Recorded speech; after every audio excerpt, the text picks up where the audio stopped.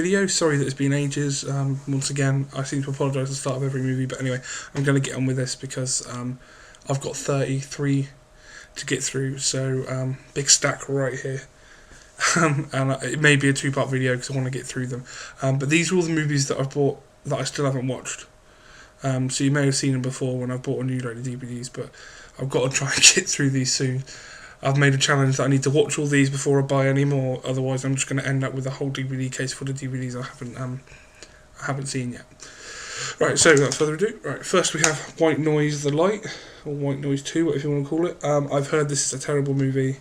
I got it purely because, as you can see, it was £3, and it has Nathan Fillion in it, and I like him in a lot of stuff he does, so yeah. Then we got... The Fearless Vampire Killers, or Pardon Me, But Your Teeth Are in My Neck, which is a Roman Polanski movie.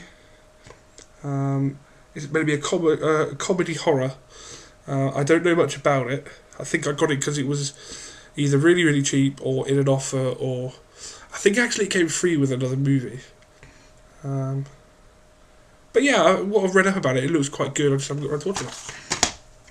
And next we have Japanese horror Reincarnation. You can see that there. Once again, I bought this because it's from Tartanator Extreme, which you can see at the top there.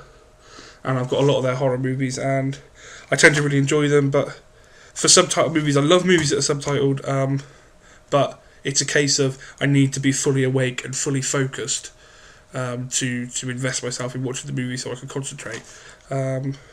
So there's a lot of subtitled movies, well not a lot, but a lot of Japanese movies in there that I haven't got around to watching yet. We've got Son of Frankenstein, which has Basil Rathbone, Boris Karloff and Bela Lugosi in it. Just because it's one of the classics, and I just haven't got around to watching it. Pathfinder. Now, I think this must have been in like a 4 for £20 deal and I needed a fourth movie, and there was nothing but this. It looks quite stylish. It's not really my kind of thing. I'm not into like Vikings and sword and sorcery, but apparently it's quite stylish, and there's some good stuff in it. So hopefully that'll be good. That's Pathfinder. And next you have Teenagers from Outer Space. This came from an Elstree. You see Elstree Entertainment. It came from a B-movie box set I got, which had like The Lost World that's in here, The Wasp Woman, Night of the Living Dead, the Little Shop of Horrors, or whatever it is. Some others as well that I think I got rid of, like I've still got them. Dementia 13. Reefer Madness, things like that, which I haven't watched most of these, to be honest. I watched Wasp Women, that was awesome, and I think I started watching this, but for some reason didn't finish it, but I really want to get through to this as Teenagers from Outer Space. Next got Team America, which is one the missus doesn't want to see, because she has no interest in South Park, and obviously this is done by Matt Stone and Trey Parker. She enjoyed Basketball, and I like Basketball, so I don't know why. Maybe it's the puppet thing, maybe she's just not into it. But yeah, just as a note, we always watch our movies together so that we don't have to watch them again as a pair recently.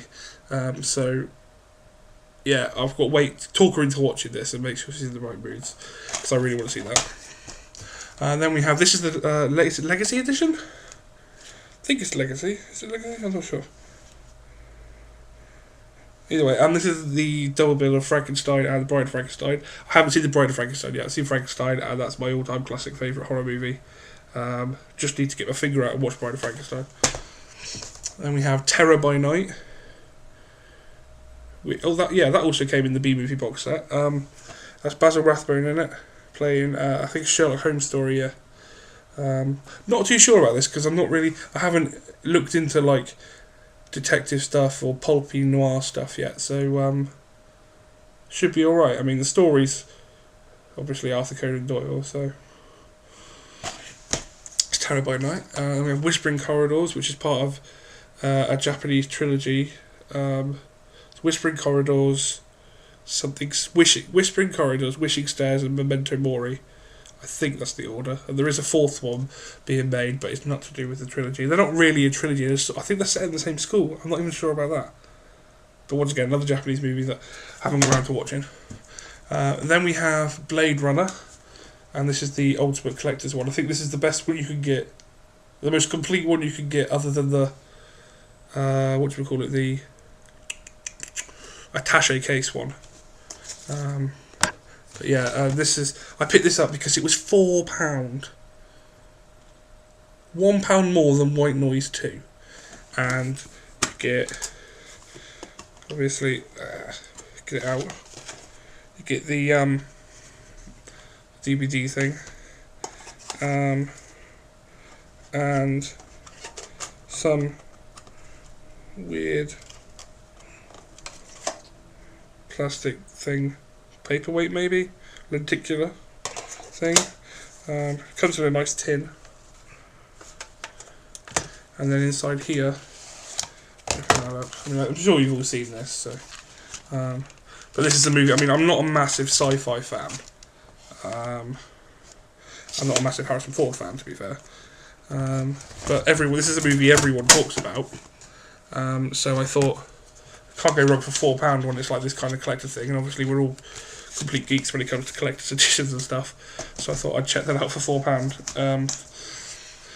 Yeah, so it's Blade Runner. Then we've got Alice's Adventure in Wonderland. This is the William Sterling version. I got this because Ellie, my partner, she loves Alice in Wonderland. Oh, I hate this, I can't get this out. And as well as getting the DVD, you get the DVD booklet, which tells you a bit about it and the people that are in it and stuff. But you also get the book, which is kind of cool. So yeah, I mean, you got a great cast on this. Michael Crawford, Peter Sellers, Dudley Moore, Spike Milligan, Fiona Fullerton, Ralph Richardson, Roy Kinnear, Hull Bennett. So really, really good cast on this. But once again, it's not a big interest for me, so we just haven't got around to watching it yet. And yeah, this is the other one, Wishing Stairs. Same as the other Japanese ones, just didn't got around to seeing it. Wedding Crashers, which I was never actually going to see because I didn't realise. I mean, I used to be a fan of all Owen Wilson, Vince Vaughn, Ben Stiller, all those kind of movies, Adam Sandler. But as I grew up, they kind of just, some of them are really bad. I love Dodgeball, that's one of my favourite comedies from him, and I love Zoolander. And obviously I haven't seen this yet, but it was recommended to me by Ellie when she saw it on a plane flight to Africa, and she said it was quite good. That's Christopher Walken in it, which I didn't know, and if I did I probably would have seen it, because I love Christopher Walken. Like I said before, we got The Lost World. Is this Housen's work? Is it? I don't think it is.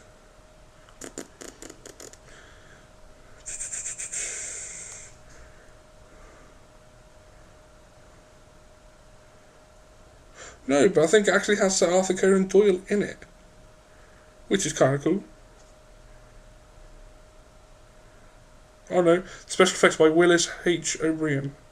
Oh well. It's another one from that B-movie thing I've got to check out, The Lost World. Sorry about the glare on the CDs.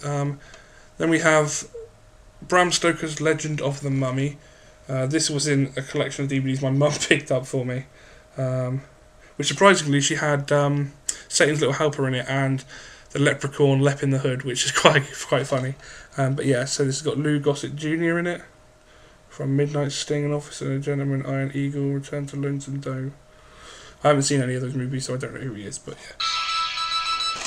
Excuse my phone there. Weird Science, which I know is like a definitive 80s movie. I know the story. I think I may have seen it on TV at some point. But yeah, I definitely want to check this out, but just haven't got around to seeing it. And there's Memento Mori, another Japanese one. Like I said, there's quite a few.